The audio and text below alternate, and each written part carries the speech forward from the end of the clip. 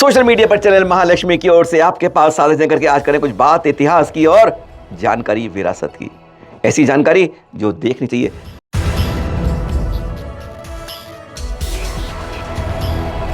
हमें सलेख चंद जंजीर दिलरक्षी के उन्होंने हमें एक जानकारी दी थी कि आप एक बार पुस्तक देखो खंडहरों का वैभव।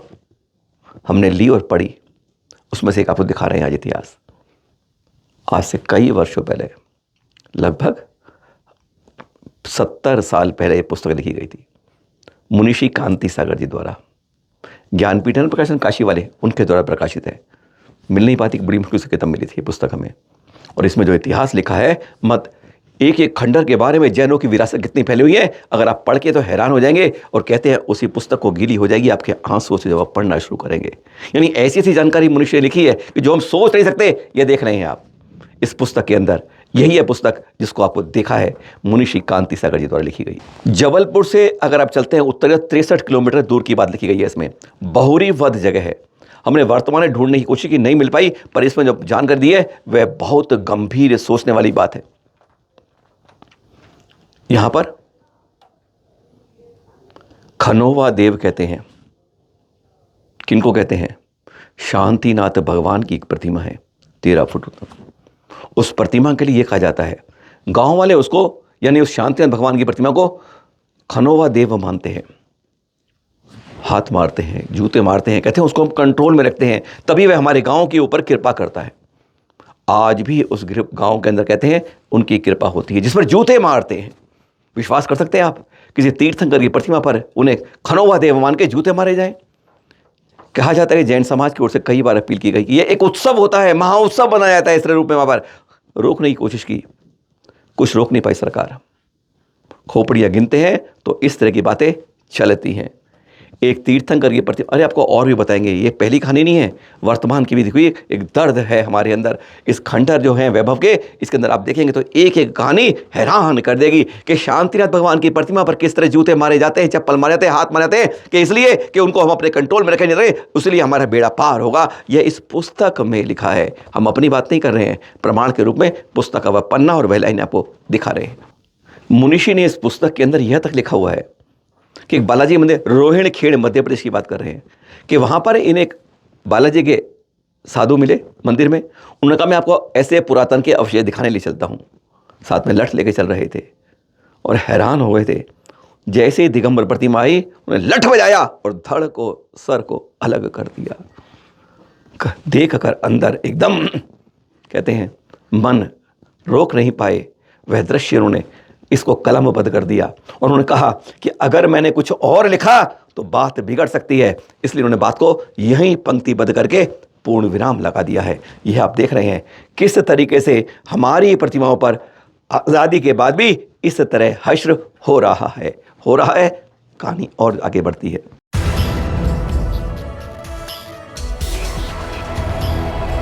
आंखों में आंसू रोक के रख लीजिए इस कहानी के साथ। सिरोनी जिले की बात कर रहे हैं। वहां पर धनाईचा जगह है, एक घनघोर जंगल है, कोई जैन नहीं जा पाता है, जाने का रास्ता ही नहीं है। सरकार को इस तीर्थ के ऊपर नजर नहीं है क्योंकि इसके अंदर खोपड़ियां कम है, चुनाव में नहीं है दम है। बता रहे हैं जिन्होंने ये लेख लिखा पत्रिका में, पारस प्रभु की प्रतिमा अपनी फोटो भी खिंचवाई। कहते अंदर जाकर 800 साल पहले कच्छप घात राजा का राज था उस समय। धनाईचा बना क्योंकि धनिकों की जगह थी, धनिकों की बस्ती थी। यहां 2 चौबीसी बनाई गई थी और एक पारस प्रभु की प्रतिमा जो आप देख भी रहे।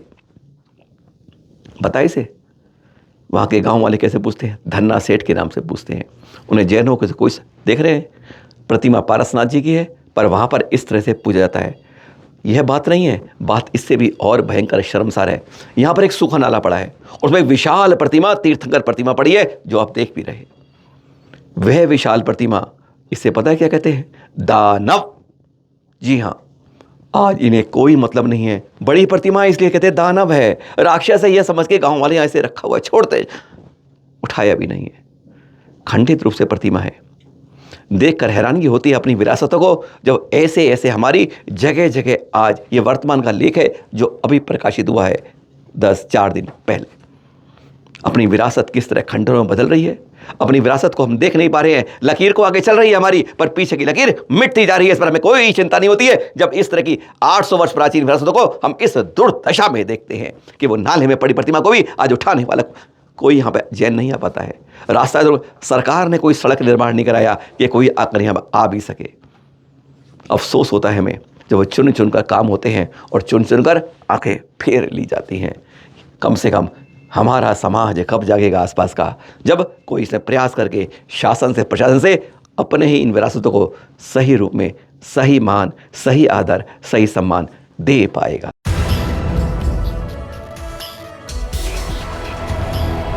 अब 13 तारीख के कुछ दृश्य दिखाते हैं। जी हाँ, 13 जनवरी के दिल्ली के पड़ोस के सोनीपत के पास के गन्नौर की बात कर रहे हैं, जहाँ पे है गुप्ती धाम तीर्थ। गुरुवर उपाध्याय गुप्ती सागर जी के द्वारा बनाया और उन्हीं के सानिध्य में कार्यक्रम हुआ।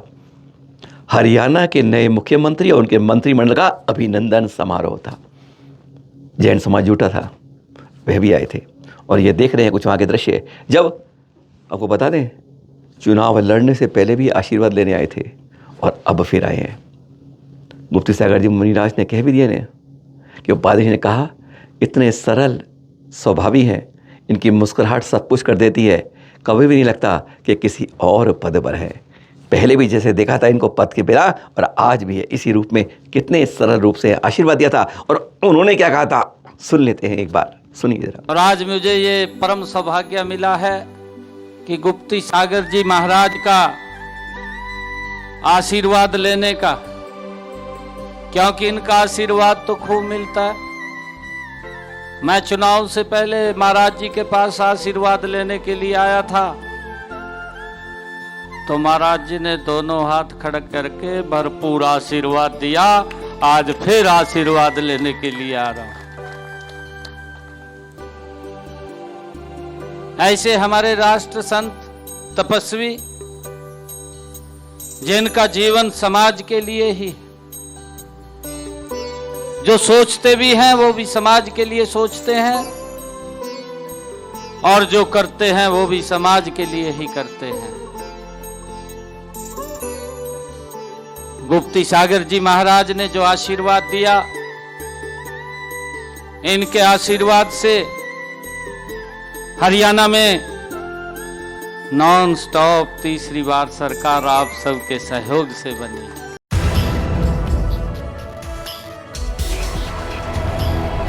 खबर नंबर 4 अब सीधा करते हैं उत्तर भारत से दक्षिण की ओर जाकर सीधा कर्नाटक से वरुड़ से। देख रहे हैं, वरुड़ की पहचान अब विश्व के धार्मिक मानचित्र पर हो रही है। एक 405 फुट के सुमेरु के साथ जहां पंचकला की धूमधाम से शुरुआत हो गई थी कल, और आज के दृश्य के बाद गदगद हो जाओगे। कहते हैं विश्व के अंदर धार्मिक क्षेत्रों के अंदर धार्मिक जो आपके आकार होते हैं, धर्मायतन होते हैं, उन आकारों में सुमेरु 1 लाख योजन, बल्कि 1,40,000 योजन के वाला, जी हाँ, उसकी एक प्रतिकृति हम बनाएंगे। 405 फुट, अभी 15 फुट हो जाए, 420 फुट ऊंची ये बन जाएगा। अंदर इतनी जगह है और कहते हैं पूरा जैनिज्म का इतिहास आप समझ जाएंगे जैसे इसमें प्रवेश करें। आज तो संत को जैसे वहाँ पर एक प्रकार से संत संत संत, गुरुवर गुरुवर गुरुवर, आचार्य आचार्य आचार्य, एक महाकुंभ जैसे यहाँ पर संतों का समागम दिखता है। चलन महालक्ष्मी टीम पहुँच रही है, आप भी पहुँच के देखिए। एक यादगार चल अचल तीर्थों के साथ विश्व के मानचित्र पर एक बहुत बड़ा यह स्वरूप बन रहा है, एक यादगार। अभी तो सुमेरु का पंचकरण हो रहा है, इसके बाद 61 फुट पर पारस प्रभु की प्रतिमा का महामस्तकाभिषेक भी। और हाँ, यहाँ पर पहुँचे देख रहे हैं आप, ये राज्यपाल कर्नाटक के थावरचंद गहलोत जी, उनका यहाँ सम्मान है। रोज कोई ना कोई यहाँ पर VIP आते ही हैं और हमारे संत देख रहे हैं मुस्कुराहट के साथ इस आनंदित कार्यक्रम को आगे बढ़ाते जाते हैं। आज इस समय जगह जगह आज पंचकरण हो रहे हैं।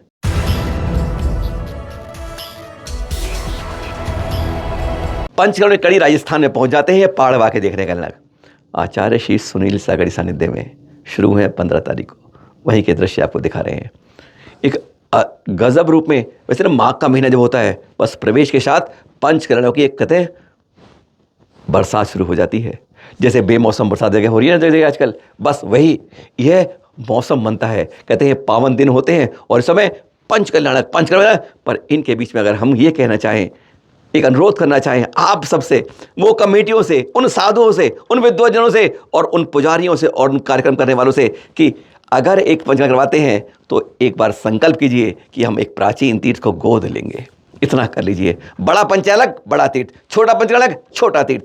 एक बार अगर हमने ये का संकल्प लिया ना, जितना पुण्य अर्जन आप एक नए तीर्थ को बनाने के समय करते हैं ना, उसे 100 गुना पुराने के जीर्णोद्धार के लिए होता है, उसकी सुरक्षा में होता है। अब सोच लीजिए आपको एक पुण्य अर्जन लेना है 1 नंबर का या 101। ये हम सबको सोचना होगा, करवाने वाले कार्यक्रम का सोचना होगा कि हम एक नए तीर्थ के साथ पुराने तीर्थ का भी एक जीर्णोद्धार का संकल्प लें, तो वास्तव में कहेंगे आपने लकीर को वास्तव में बड़ा किया है, पीछे मिटेगी नहीं फिर वो।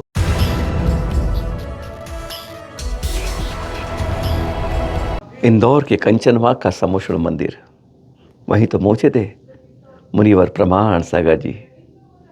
17 जुलाई को इंदौर में प्रवेश हुआ था और 15 जनवरी को उन्होंने, जैसे कहते हैं ना, सोना सोना सुनसान सुनसान वीरान होने लगता है, जब उन्होंने उज्जैन की ओर अपने कदम बढ़ा दिए।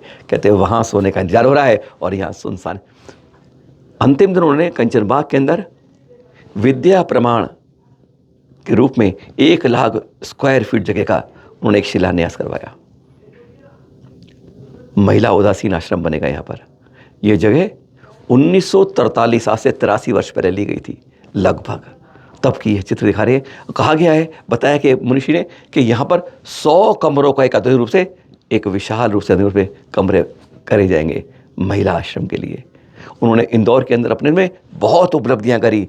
लोग यहाँ के कहेंगे सचमुच इन 6 माह को वह 6 वर्ष नहीं 6 जन्म तक याद रखेंगे कि किस तरीके से उन्होंने यहाँ को, इंदौर को एक तीर्थ के रूप में जगह जगह जगह उनकी नींव डाल के उन बीजारोपण कर दिया, जिनके वृक्ष व फल अब आते समय में दिखाई देंगे। बढ़ गए हैं उज्जैन की ओर।